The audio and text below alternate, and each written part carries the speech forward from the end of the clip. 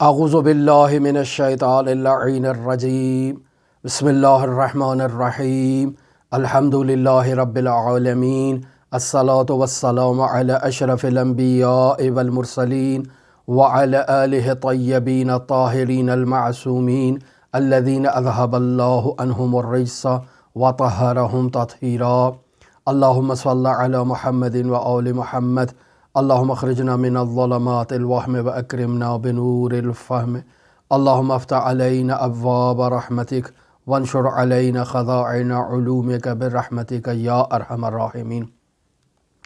عزیزان محترم، کتاب روح مجرد کے مضامین پر آپ کے ساتھ گفتگو جاری ہے۔ مرحوم آیت اللہ سید محمد حسین حسینی طاہرانی اس کتاب کے آخری چیپٹر میں مرحوم ہاشم حداد کے سفر زیارتی کو بیان کر رہے ہیں کہ انہوں نے اپنی زندگی کے آخری ایام میں شام کا سفر کیا اور حضرت ثانیہ زہرا سلام اللہ علیہا کے حرم مطہر میں زیارت کی اور شام میں موجود باقی مقدس مقامات کی بھی زیارت کی۔ اس سفر زیارتی کے دوران مرحوم ہاشم حداد نے آیت اللہ طاہرانی کو بھی زیارت کی غرض سے شام بلایا اور ان دونوں شخصیات کے درمیان جن توحیدی موضوعات پر گفتگو ہوئی، آیت اللہ طاہرانی ان موضوعات کو یہاں بیان کر رہے ہیں۔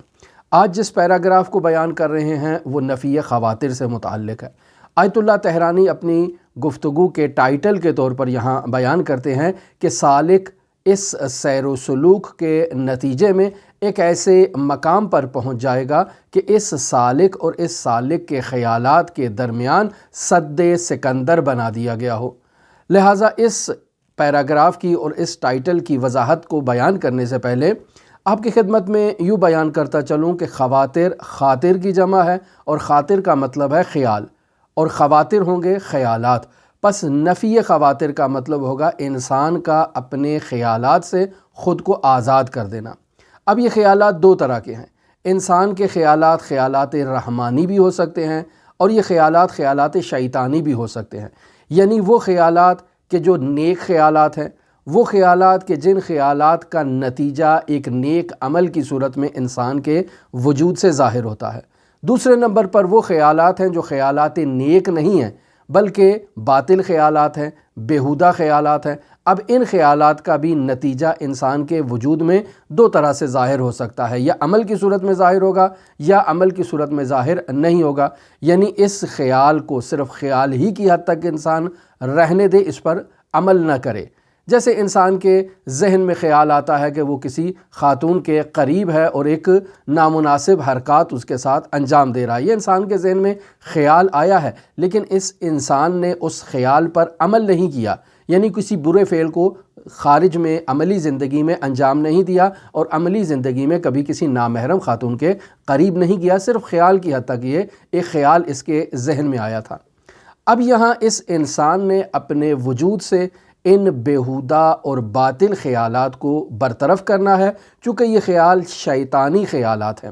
اور وہ نیک خیالات جو عمل کا باعث بنے یا انسان ان خیالات کے نتیجے میں عمل نہیں بھی کرے، ان نیک خیالات کو الہام کہا جاتا ہے، اور یہ الہام فرشتوں کی جانب سے انسان کے ذہن کے اوپر القاء ہوتا ہے۔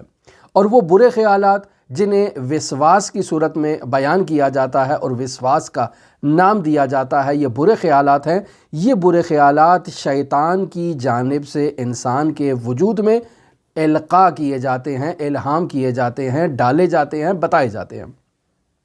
نفی خواتر کا ہرگز یہ مطلب نہیں ہے کہ انسان کے ذہن میں کوئی خیال نہ آئے۔ خیال انسان کے ذہن میں رہے گا، چونکہ انسان مادی ہے، انسان مختلف عوامل سے مل کر تشکیل پایا ہے، اس کی مختلف ضروریات ہیں، اور انسان نے اس دنیا میں زندہ رہنے کے لیے، قائم و دائم رہنے کے لیے خیالات کا سہارا لینا ہے۔ اب یہ خیالات رحمانی ہوں گے، یہ خیالات فرشتوں کی جانب سے القاء شدہ الہام ہوں گے تو یہ بہت اچھی بات ہے، لیکن اگر یہ خیالات شیطان کی جانب سے انسان کو الہام کیے جائیں اور یہ خیالات بیہودہ ہوں، باطل ہوں، پست ہوں، تو اس صورت میں یہ انسان کے وجود میں قدورت کو ایجاد کریں گے۔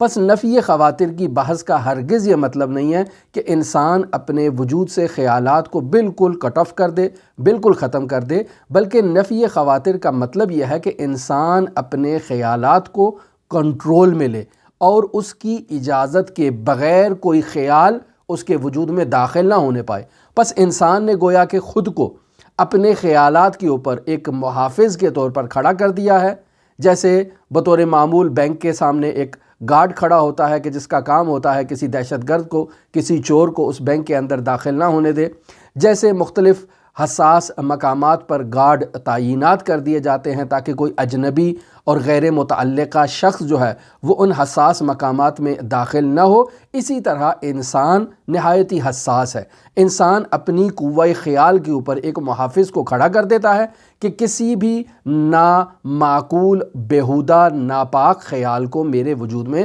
داخل ہونے کی تم نے اجازت نہیں دینی ہے۔ صرف اور صرف فرشتوں کی جانب سے القاء شدہ رحمانی خیالات کو میرے وجود میں داخل ہونے کی تم نے اجازت دینی ہے۔ پس نفی خواتر کا حقیقی معنی یہاں پر یہ ہے کہ انسان اپنے بارڈر کو، جو اس کے خیالات کا بارڈر ہے، اس کے اوپر ایک محافظ کو کھڑا کر دے اور اس خیال کو، برے خیال کو ذہن میں نہ آنے کے لیے کنٹرول کرنے کا راستہ یہ ہے کہ انسان اپنے ذہن کو مصروف نہ کرے ایسی چیزوں میں کہ جو بیہودہ خیالات کے ایجاد کا باعث بنے۔ مثلا انسان اگر فلم دیکھے گا، انسان اگر ڈرامے دیکھے گا، اگر انسان اخبار پڑھے گا، انسان اگر ٹیلی ویژن کو نگاہ ڈالے گا، یا ایسی چیزیں کہ جو اس کے ذہن میں مختلف قسم کی درست اور نادرست معلومات کو اس کے ذہن میں ڈال رہی ہیں، مسلسل معلومات اس کے ذہن میں ڈالی جا رہی ہیں۔ اب جب اس کے ذہن میں معلومات آ جائیں گی، ایک ذخیرہ ہو جائے گا، تو اب انسان کی قوہ خیال جو ہے وہ ان کے اندر جو ہے وہ ترتیب دے گی، ان کے اندر جو ہے وہ پریکٹیکل کرے گی، مختلف چیزوں کو آپس میں ملا کر ایک نئی چیز جو ہے وہ ایجاد کرے گی، جس سے وہ شیطانی خیالات بھی انسان کے وجود میں جنم لیتے ہیں۔ لہٰذا پہلے سے ہی انسان اپنے بارڈر کو مضبوط رکھے اور وہاں کسی ایسی چیز کو اپنی آنکھوں کے ذریعے سے، اپنے کانوں کے ذریعے سے اپنے وجود میں داخل نہ ہونے دے۔ یہ انسان نے پہلے مرحلے پر اپنا جو ہے وہ کنٹرول کرنا ہے کہ اپنے خاطرات کے، اپنے خیالات کے جو انٹری ہے اس کو انسان نے مضبوطی سے جو ہے وہ اس کے اوپر ایک محافظ کو بٹھا دینا ہے جو سخت نگرانی کرے، سخت کنٹرول کرے، تاکہ اس کے ذہن میں کوئی ایسی چیز داخل نہ ہونے پائے۔ دوسرے نمبر پر انسان اپنے روزمرہ زندگی کے معاملات کو شیڈول کی صورت میں، ایک ٹائم ٹیبل کی صورت میں مینیج کرے، اور جب تک انسان ایسا نہیں کرے گا، انسان کے وجود میں خیالات کے لیے دروازہ جو ہے وہ کھلا رہے گا اور وہاں سے کسی بھی قسم کا نامعقول خیال انسان کے بیہودہ اور باطل وقت گزارنے کے نتیجے میں وہ داخل ہو سکتا ہے۔ چونکہ انسان بیکار ہے، اس نے اپنے آپ کو مصروف نہیں رکھا ہے، اس نے اپنا وقت جو ہے وہ ضائع کر دیا ہے، لہٰذا ہر قسم کا ایرا غیرہ جو خیال ہے وہ اس کے وجود میں داخل ہو جاتا ہے۔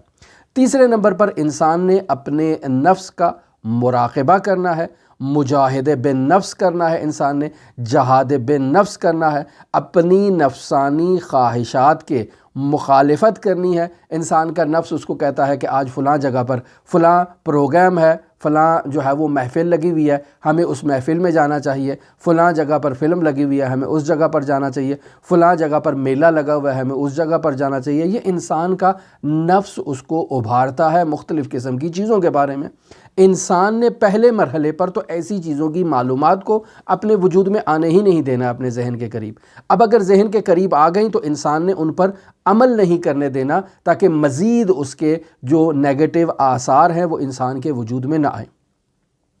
اب سوال یہ پیدا ہوتا ہے کہ انسان اپنے خیالات کو کیسے نفی کرے، کیسے اپنے وجود سے خیالات کا خاتمہ کرے، وہ خیالات جو شیطانی خیالات ہیں، وہ خیالات کہ جو بیہودہ خیالات ہیں، باطل خیالات ہیں، جنہیں شیطان انسان کے وجود میں الہام کرتا ہے۔ لیکن بیان ہو چکا کہ پہلے مرحلے میں شیطان نے الہام نہیں کیا، انسان نے اپنے انٹرسٹ کو اور اپنے بارڈر کو جو ہے وہ ڈھیلا چھوڑا، وہاں سیکیورٹی جو ہے وہ ٹائٹ نہیں رکھی، تو مختلف قسم کی چیزیں جو ہیں وہ معلومات جو ہیں وہ انسان کے ذہن میں داخل ہو چکی ہیں۔ اب وہ معلومات کے اوپر انسان کے ذہن نے پریکٹیکل کرنا ہے اور مختلف قسم کے خیالات کو وہاں ایجاد کرنا ہے۔ لہٰذا انسان کو پہلے یہ چاہیے تھا کہ اپنے بارڈر کی جو مینجمنٹ ہے، جو کنٹرول ہے، اس کو مضبوط کرے، اس میں کسی قسم کے خیال کو انٹر ہونے کی اجازت نہ دے۔ یہاں علماء نے مختلف قسم کے طریقے بیان کیے ہیں کہ جن کے تحت وہ خیالات کو کنٹرول کرتے ہیں۔ مرحوم سید مہدی بحر العلوم نے طریقہ بیان کیا، جسے ان کے بعد ملا حسین کلیہ حمدانی نے بھی بیان کیا، مرحوم علی قاضی طباطبائی نے بھی اس طریقے کو بیان کیا، لیکن مرحوم مہدی بحر العلوم نے اس طریقے کو بیان تو کیا ہے لیکن کسی کو اس طریقے پر عمل کرنے کی اجازت نہیں دی ہے۔ اسی طرح سے ملا حسین کلیہ حمدانی ہو گئے، مرحوم علی قاضی ہو گئے یا مرحوم علی قاضی کے شاگرد ہو گئے، انہوں نے بھی اس طریقے کو بیان تو کیا ہے لیکن اس طریقے کو کسی کو عمل کرنے کی اجازت نہیں دی ہے، اور اگر کوئی شخص اس طریقے پر عمل بھی کرنا چاہتا ہے تو وہ خاص ایسے کامل استاد کی نگرانی میں کر سکتا ہے کہ جو کمال تک پہنچا ہے سیر و سلوک کے مراحل میں۔ کسی ناقص استاد کی رہنمائی میں اور گائیڈ میں اس طریقے پر عمل نہیں کیا جا سکتا، چونکہ اس طریقے پر عمل کے نتیجے میں انسان اسفل السافلین میں بھی جا سکتا ہے، انسان کی جو ٹھکانہ ہے وہ جہنم بھی بن سکتا ہے، چونکہ نہایت ہی خطرناک وادی ہے، جیسے یہاں مرحوم مہدی بحر العلوم نے بیان کیا۔ بیان کرتے ہیں کہ انسان نماز فجر کے وقت یا نماز عشاء کی ادائیگی کے وقت کے بعد انسان محسوسات میں سے کسی محسوس چیز کو انتخاب کر لے، مثلا انسان کسی لکڑی کا انتخاب کرتا ہے، کسی پتھر کا انتخاب کرتا ہے، خداوند متعال کے اسماء اگر پرنٹ شدہ ہیں، کسی تصویر کی صورت میں ہیں، اسے اپنی آنکھوں کے سامنے رکھ لیتا ہے، پس وہ لکڑی، وہ مجسمہ یا اللہ کا نام انسان اپنے سامنے رکھ لیتا ہے، اور پھر اپنے تمام ظاہری حواس کو انسان اس کی طرف متوجہ کرتا ہے، اور 40 دن تک انسان اپنی آنکھوں کے ذریعے سے اس کے اوپر ٹکٹکی باندھ کر جو ہے وہ بیٹھتا ہے، باقاعدہ 1 گھنٹے کے لیے یا آدھے گھنٹے کے لیے ایک ٹائم ٹیبل اس نے اپنے لیے مخصوص کر رکھا ہے۔ یہ نماز فجر کے بعد بھی کرے گا، نماز عشاء کی ادائیگی کے بعد بھی وہ ایسا کرے گا۔ یہ عمل باعث بنے گا کہ انسان کا ذہن ایک نقطے کی طرف متوجہ ہو جائے، اور انسان کے ذہن سے جو خیالات ہیں اضافی وہ انسان کے ذہن سے خارج ہو جائیں، یعنی جب انسان ایک طرف اپنی توجہ کو مرکوز رکھے گا اور باقی طرفوں سے انسان اپنی توجہ کو ہٹا دے گا، صرف اس سامنے موجود چیز کی طرف اپنی نگاہ ڈالے گا اور دوسرے کسی خیال کو اپنے قریب نہیں آنے دے گا، تو یہ عمل باعث بنے گا کہ انسان کا ذہن صرف ایک چیز کے بارے میں سوچے اور باقی تمام چیزوں سے اور خیالات سے اپنے ذہن کو خالی کر لے۔ اب اس عمل کے نتیجے میں انسان کے وجود میں تجلیات الہیہ داخل ہو سکتی ہیں، لیکن چونکہ انسان نے اپنی نظر کو، اپنے تمام تر توجہ کو ایک پتھر پر، ایک لکڑی پر یا ایک بورڈ پر، سائن بورڈ پر یا ایک ایسے بورڈ پر جس پہ اللہ کے نام درج ہیں، اس پر انسان نے اپنی توجہ کو متمرکز کر رکھا ہے، اور وہ چیز جس پر انسان نے اپنی توجہ کر رکھی ہے وہ خداوند متعال نہیں ہے، وہ مجسمہ ہے، وہ لکڑی ہے یا اللہ کا نام ہے، حتیٰ کہ اللہ تو نہیں ہے، لیکن چونکہ غیر اللہ پر اس کی نظر ہے۔ اس حالت میں اگر انسان کی موت واقعہ ہو جاتی ہے تو یہ انسان غیر اللہ پر توجہ کے نتیجے میں اس دنیا سے گیا ہے، اس کا ٹھکانہ جہنم ہوگا۔ لیکن نفی خواتر کے لیے یہ ایک طریقہ بیان کیا جاتا ہے، اور ہم نے اس رسالہ لب لباب میں بیان کیا کہ شاید یہ جو افراد ہندو ہیں، یہ افراد جو کسی بت کی پوجا کرتے ہیں یا کسی ایک شے کی پوجا کرتے ہیں کہ جو محسوسات سے تعلق رکھتی ہے، شاید ان کے بڑے نے ان کو اس چیز کی طرف متوجہ کروایا ہو نفی خواتر کے لیے، اور بعد میں آہستہ آہستہ ان کی نسلوں میں یہ سلسلہ ایک رائج رہ چکا ہو، یا ایک نیم حکیم شخص نے ان کو اس چیز کی طرف متوجہ کروایا اور آہستہ آہستہ یہ لوگ راہ راست سے منحرف ہو گئے، جس کے نتیجے میں ان لوگوں کی ایسی حالت ہوئی ہے۔ دوسرا طریقہ جسے بیان کیا جاتا ہے نفی خواتر کے لیے وہ طریقہ ذکر ہے، یعنی انسان اپنے خیالات کو کنٹرول کرنے کے لیے ذکر کا سہارا لے، اور ذکر کرتے وقت انسان کسی بھی خیال کو اپنے ذہن کے قریب سے گزرنے کی اجازت نہ دے، اور اگر کوئی خیال انسان کے قریب آنے لگے تو انسان اپنی تمام تر توجہ کو اسی ذکر کی طرف جو ہے وہ متمرکز کرے تاکہ خیال اس کے نزدیک نہ آئے۔ اب اگر سالک اس طریقے پر عمل کرتا ہے تو یہ سالک ہمیشہ خداوند متعال کا ذاکر کہلائے گا۔ اگر اس حالت میں اس سالک کو موت بھی آ جائے تو یہ اللہ کے ذکر کی حالت میں اس دنیا سے رخصت ہوا ہے۔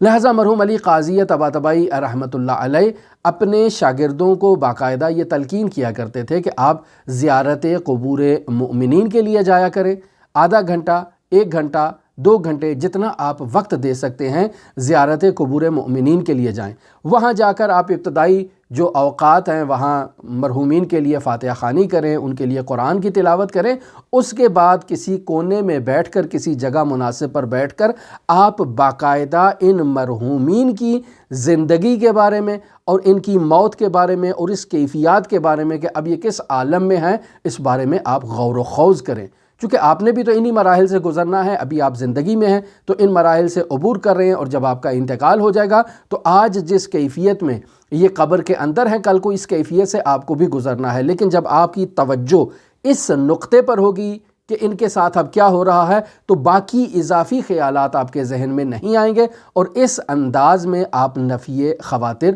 اپنے وجود سے کر پائیں گے۔ اب یہاں آپ کی خدمت میں عرض کروں، ملا حسین قلی حمدانی باقاعدہ جو سلوکی وظیفہ دیا کرتے تھے نفی خواتر کے لیے، وہ معرفت نفس کا طریقہ تھا، یعنی انسان اپنے نفس پر توجہ دے۔ لہٰذا آج کل میڈیٹیشن کے نام سے اسے بیان کیا جاتا ہے، جبکہ ہماری عرفانی اصطلاحات میں اسے مراقبہ کہا جاتا ہے کہ انسان 24 گھنٹوں میں سے اپنے لیے ایک مخصوص وقت کا انتخاب کر لے۔ آدھا گھنٹہ ہے، 1 گھنٹہ ہے، نماز فجر کے بعد کرنا ہے، نماز عشاء کے بعد کرنا ہے، جو بھی ہے اس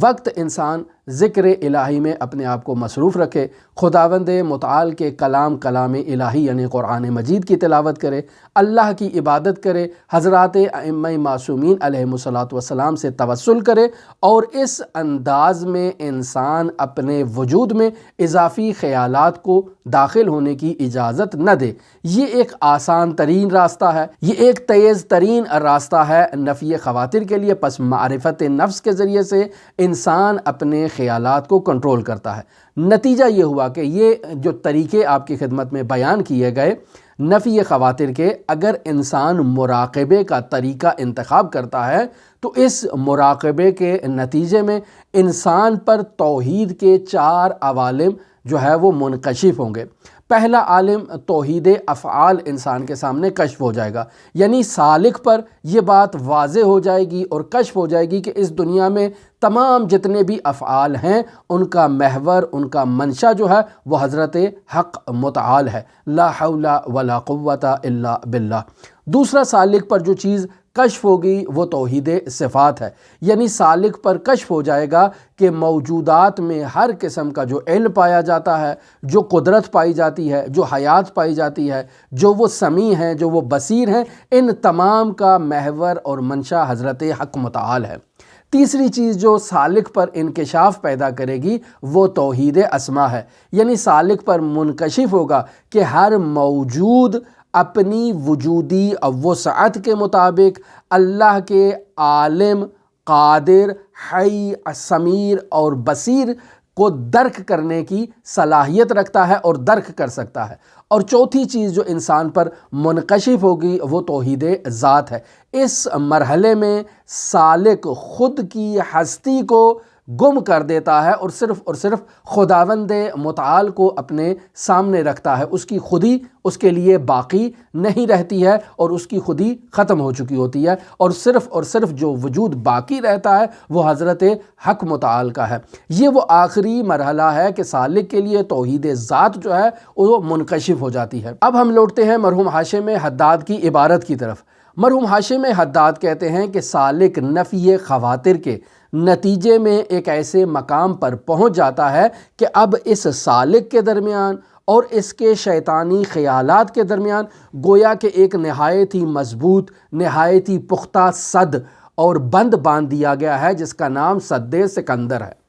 اب یہاں اس ٹائٹل کی وضاحت کے لیے میں آپ کی خدمت میں بیان کرتا چلوں کہ انہوں نے سد سکندر کا لفظ جو استعمال کیا ہے، سد ہماری اردو زبان میں اسے بند کہتے ہیں۔ قرآن مجید میں خود کلمہ سد استعمال ہوا ہے۔ سد سکندر در واقع اس بند کو کہا جاتا ہے جو حضرت ذوالقرنین نے یاجوج ماجوج کے درمیان اور اس قوم کے درمیان جنہوں نے حضرت ذوالقرنین سے اس بند کو باندھنے کا مطالبہ کیا تھا، ان کے درمیان جو بند باندھا گیا، اس بند کا دوسرا نام جو ہے وہ سد سکندر ہے۔ اسے سد ذوالقرنین بھی کہا جا سکتا ہے، اسے سد یاجوج ماجوج بھی کہا جا سکتا ہے، اسے سد سکندر بھی کہا جاتا ہے۔ لہٰذا فارسی زبان میں جب کسی انسان سے یہ کہا جاتا ہے کہ وہ اپنی ہمت کو مضبوط کر لے، پائیداری کا اور استحکام کا مظاہرہ کرے، اور یعنی اس کو تلقین اس بات کی جاتی ہے کہ وہ اپنے وجود میں صلابت لے کر آئے، تو اسے کہتے ہیں کہ سد سکندر باش، یعنی تم ایسے پختہ بند کی طرح ہو جاؤ کہ تم اب اپنے ارادے میں پختہ ہو چکے ہو، جس کام کو انجام دینے کا تم نے عزم کر رکھا ہے اس کام کے درمیان اور تمہارے درمیان سد سکندر ہے، یعنی کوئی چیز فاصلہ ایجاد نہیں کر سکتی ہے اور تم نے اس کام کو انجام دینا ہے۔ تو یہاں در واقع یہ بیان کرنا چاہ رہے ہیں کہ انسان اور اس کے خیالات کے درمیان سد سکندر قائم ہو چکا ہے۔ لہٰذا آپ دیکھیں سورہ کہف کی آیت نمبر 94 ہے، جس میں یہ کلمہ استعمال ہوا ہے، قالوا یا ذا القرنین ان یاجوج و ماجوج مفسدون فی الارض، اے ذوالقرنین، یعنی جب اس قوم نے حضرت ذوالقرنین کو مخاطب کیا کہ اے ذوالقرنین، یہ یاجوج اور ماجوج اس زمین پر فسادی ہو چکے ہیں، فَهَلْ نَجْعَلُ لَكَ خَرَجًا عَلَىٰ أَن تَجْعَلَ بَيْنَنَا وَبَيْنَهُمْ سَدًّا، تو کیا ہم آپ کے لیے کوئی ایسے وسائل فراہم کر دیں کہ آپ ہمارے درمیان اور ان کے درمیان باقاعدہ یہ بند باندھ دیں۔ اب یہاں مرحوم ہاشم حداد اس پیراگراف میں اس نقطے کی طرف اشارہ کرنا چاہ رہے ہیں کہ ایک سالک کے لیے اچھی طرح سے نفی خواطر کا مرحلہ جو ہے وہ کمپلیٹ ہونا چاہیے، یعنی نفسانی خیالات اس کے وجود سے بطور قطع ختم ہو جانے چاہیے، یعنی سالک کے وجود میں کوئی خیال باقی نہیں رہنا چاہیے۔ اور جب ہم کوئی خیال باقی نہیں رہنا چاہیے کا لفظ استعمال کر رہے ہیں تو یہاں مراد وہی شیطانی خیالات ہیں کہ جو انسان کو خداوند متعال سے دور کرتے ہیں۔ وہ رحمانی خیالات، وہ فرشتوں کی جانب سے القاء شدہ خیالات جو نیک خیالات ہیں، یقینی بات ہے وہ انسان کی اجازت کے ذریعے سے اس کے وجود میں داخل ہوں گے۔ پس انسان کے لیے جب یہ کہا جا رہا ہے کہ انسان سالک کو اپنے وجود سے خیالات کا خاتمہ کرنا ہے اس انداز میں کہ اس کی اجازت کے بغیر کسی خیال کو یہ جرأت نہ ہو کہ وہ اس کے ذہن کے قریب آ سکے، تو مراد یہاں وہ خیالات ہیں جو شیطانی خیالات ہیں، وہ خیالات ہیں جو بیہودہ خیالات ہیں۔ جب سالک نے ایسا پختہ ڈیم باندھ دیا اپنے وجود کے درمیان اور ان خیالات کے درمیان، تو اب یہ سالک جو ہے وہ عالم نیستی میں پہنچ جائے گا، یعنی ایسے عالم میں پہنچ جائے گا کہ اب خیالات تو نہیں ہیں بلکہ صرف اور صرف وجود محض اور خالص وجود جو ہے اور ہستی محض جو ہے وہ برقرار رہے گی، اور سالک جو ہے وہ اس عالم میں عالم توحید کے اندر غرق ہو جائے گا۔ اور سالک کے وجود میں جو رحمانی خیالات ہیں اور کوئی نفسانی شیطانی خیال، بہودہ خیال، باطل خیال اس کے وجود میں باقی نہیں رہا، صرف اور صرف رحمانی خیالات ہیں، تو گویا کہ سالک اب توحید میں غرق ہو چکا ہے۔ اب یہ سالک عالم کثرت سے باہر نکل چکا ہے اور اس کا دوبارہ اس عالم کثرت کی طرف واپس پلٹنے کی سکت اور توان اس کے وجود میں باقی نہیں رہی ہے، یہ اس عالم کثرت سے باہر نکل چکا ہے۔ کسی قسم کا نفسانی خیال جو اسے اس عالم توحید سے دوبارہ عالم کثرت کی طرف لے کر آئے، اس کی طرف ایسا کوئی خیال بڑھنے کی جرأت نہیں کرے گا۔ گویا کہ آپ یہ کہہ سکتے ہیں کہ سالک نے اپنے درمیان اور ان بیہودہ باطل شیطانی خیالات کے درمیان سد سکندر قائم کر دیا ہے، سد ذوالقرنین کو قائم کر دیا ہے، سد یاجوج ماجوج کو قائم کر دیا ہے کہ جسے توڑنے کی کسی میں، یا جسے شگاف ڈالنے کی، یا جس میں رخنہ ڈالنے کی، یا جس میں سلمہ ایجاد کرنے کی کسی میں توان موجود نہیں ہے۔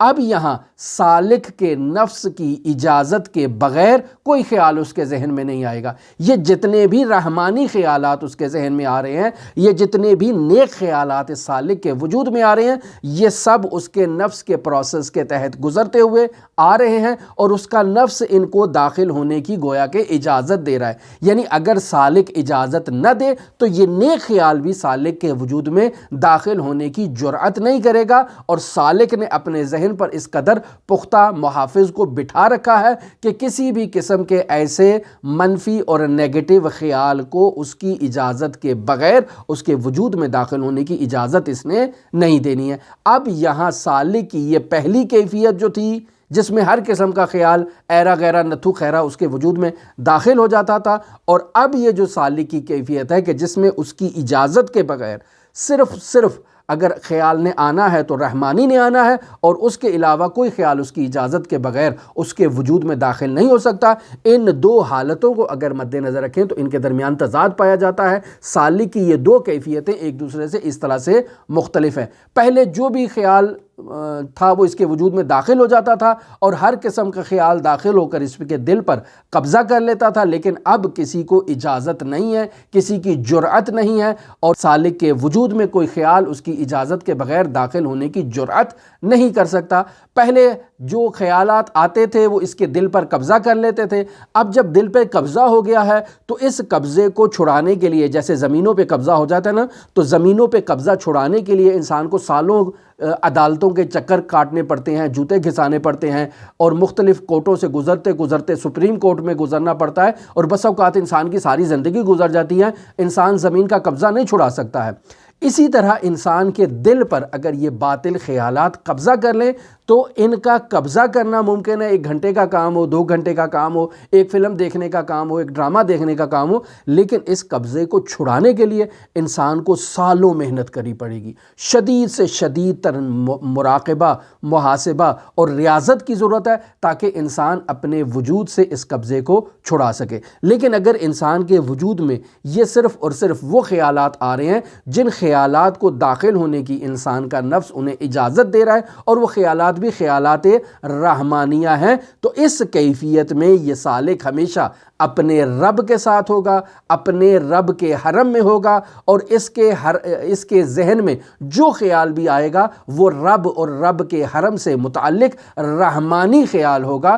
کسی قسم کا کوئی شیطانی خیال اس کے قریب نہیں آئے گا، اور پھر سالک اسی کیفیت میں اپنے رب حضرت حق متعال کے ساتھ رہے گا، اور اس کیفیت کو کہتے ہیں کہ سالک کے لیے اب توحید ذات مراقبے کے نتیجے میں منکشف ہو چکی ہے، لہٰذا اب اس کے وجود میں صرف اور صرف نیک خیالات آئیں گے، اور اس کے علاوہ کوئی خیال نہیں آئے گا، اور وہ خیالات آئیں گے نیک جو انسان کے بدن کے لیے ضروری ہیں۔ مثلا انسان کی حیات کے تسلسل کے لیے پانی پینے کی ضرورت ہے، انسان کی حیات کے تسلسل کے لیے خوراک کی ضرورت ہے، انسان کی حیات کے تسلسل کے لیے معاشرتی کاروبار کی ضرورت ہے، کسب و کار کی ضرورت ہے، لہٰذا سالک ان تمام کاموں کو انجام دے گا، اور ان کاموں سے متعلق جو رحمانی خیالات انسان کے ذہن میں داخل ہو رہے ہیں یہ سب انسان کے جو ہے وہ نفس کی اجازت سے ہوں گے، اور یہ سب کے سب خیالات جو ہیں وہ خداوند متعال کے رحمانی خیال ہوں گے، اور فرشتوں کی جانب سے القاء کردہ خیالات ہوں گے۔ اب یہاں آخر میں مرحوم ہاشم حداد بیان کر رہے ہیں کہ اب سالک کی اس کیفیت سے ہم اندازہ لگا سکتے ہیں کہ کون سا سالک سیر و سلوک میں درست راہ پر گامزن ہے، اور کون ہے جو فراڈ کر رہا ہے، دھوکہ دے رہا ہے، اور ہمارے ساتھ جو ہے وہ بناوٹ کر رہا ہے۔ کس نے اپنی کیفیت کو تصنعی بنا رکھا ہے، یعنی وہ لوگوں کے سامنے ایک ڈھونگی ہے، زیادہ عبادتیں کرتا ہے، زیادہ سجدے کرتا ہے، زیادہ قیام کرتا ہے، رکوع کرتا ہے، سجدے انجام دیتا ہے، خود کو ایسی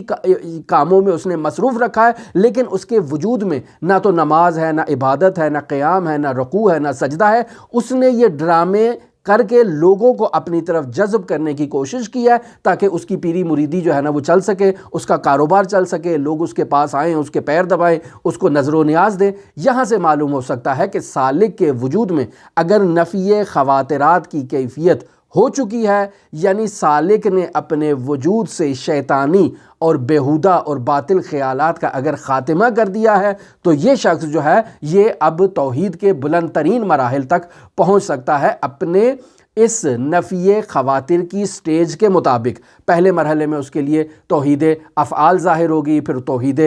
جو ہے صفات ظاہر ہوگی، توحید اسماء ظاہر ہوگی، اور پھر اس کے بعد جو ہے وہ اس کے لیے توحید ذات جو ہے وہ منکشف ہو جائے گی نفی خواطر کے نتیجے میں۔ لہٰذا اگر ڈھونگی ہے تو اس کے لیے کچھ بھی ظاہر نہیں ہوگا، وہ لوگوں کے لیے جو ہے نا وہ یہ سب ڈرامے کر رہا ہے، کواکب کچھ نظر آتے ہیں کچھ۔ پس عزیزان محترم، سیر و سلوک میں یہ نفی خواطر بہت اہمیت رکھتا ہے، اس کی طرف توجہ دینی چاہیے، اور جب تک ہمارے سامنے یہ نفی خواطر کی کیفیات ظاہر نہیں ہوں گی اور ہم مراقبے کا آغاز نہیں کریں گے، اپنی زندگی کا ایک شیڈول قرار نہیں دیں گے تاکہ اپنے 24 گھنٹوں کو ہم نے کیسے مصروف رکھنا ہے، کس ٹائم سونا ہے، کس ٹائم جاگنا ہے، کس ٹائم کھانا ہے، کس ٹائم پینا ہے، کس ٹائم درس پڑھنا ہے، کس ٹائم کیا کام کرنا ہے، جب تک یہ ہمارے ٹائم ٹیبل اور شیڈول مشخص نہیں ہوگا ہم اپنے جو خاطرات ہیں اور خیالات ہیں ان کے اوپر ایک محافظ کو نہیں بٹھائیں گے۔ ہمارے لیے یہ سیر و سلوک کے تمام مراحل جو ہیں یہ اسی ڈھونگی بابے کی طرح ہوں گے کہ جو لوگوں کو جذب کرنے کے لیے فراڈ کر رہا ہے، اور ہم بھی ایک فراڈی عارف بنیں گے، ایک فراڈی جو ہے نا وہ سالک بنیں گے،